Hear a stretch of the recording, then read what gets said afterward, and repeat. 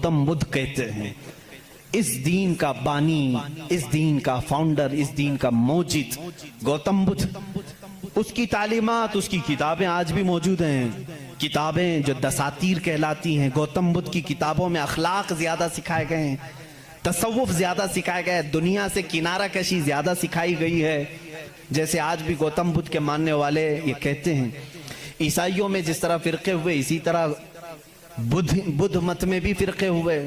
اس میں سے جیسے کچھ ننگے رہنے والے، کچھ لوگ کپڑے پہننے والے، کچھ پوری دنیا کو چھوڑنے والے، کچھ دنیا میں سے تھوڑا چکھنے والے، سب طرح کے ہوئے۔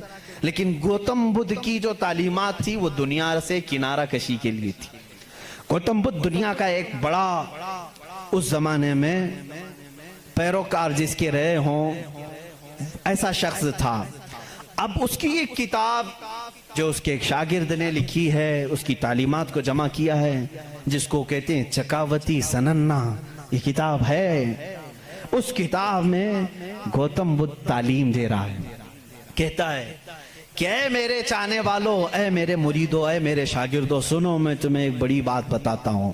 کہا میں ایک ہی بدھا نہیں ہوں، دنیا میں ایک بہت بڑا بدھا آئے گا۔ بدھا کہتے ہیں پاکیزہ اور مقدس آدمی کو، مقدس آدمی کو بدھا اس زبان میں کہا جاتا ہے۔ ایک اور ایک بڑا بدھا آئے گا اور وہ تبلیغ کرے گا۔ اس کی تبلیغ شروع میں بھی عروج پر ہوگی اور جب پھیلے گی تو ہزاروں کی تعداد میں ہوگی۔ اس نے کہا جس طرح میرے شاگرد سینکڑوں میں ہیں، اس کے شاگرد لاکھوں میں ہوں گے۔ بدھا نے کہا گوتم بدھ عیسیٰ علیہ السلام سے بھی 700 سال پہلے کا ہے۔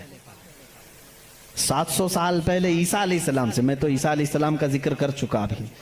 گوتم بدھ کی تعلیمات میں یہ ہے، کتاب آج بھی ہے چکاوتی سننا جس کا میں ذکر کر رہا ہوں، جس میں ایک لفظ اس نے کہا کہ ایک شخص آئے گا جو لوگوں کے دلوں کو بدل دے گا، لوگوں کو برے اخلاق سے نکالے گا، وہ شراب کو منع کرے گا اور وہ لوگوں کی جانوں کو بچائے گا، وہ عورتوں کی عزت کرے گا اور وہ نہایت ہی حسین و جمیل ہوگا۔ یہ سب الفاظ موجود ہیں۔ اس کے شاگردوں نے پوچھا اب وہ آئے گا تو ہم اس کو کیسے پہچانیں؟ اس نے بھی ایک لفظ کہا، اس نے کہا وہ مائتریہ ہوگا۔ یہ وہی الفاظ میں بیان کر رہا ہوں، تھوڑے خشک ہیں، اس کو سمجھ لیں آپ، اس لیے کہ میری تقریر وہ لوگ بھی سنیں گے تو وہ چیک کریں گے۔ مائتریہ ہوگا۔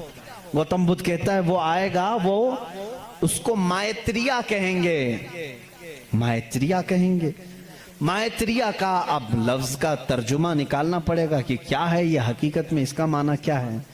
مائتریہ کا جب عربی میں ٹرانسلیٹ کیا گیا تو اس کو کہا گیا رحمت للعالمین۔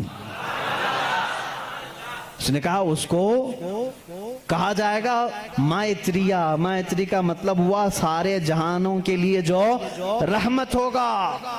مجھے بتاؤ میرے عزیزوں، سارے جہانوں کے لیے رحمت میرے نبی کے علاوہ کون بن کر آیا؟ قرآن کہتا وَمَا أَرْسَلْنَاكَ إِلَّا رَحْمَةً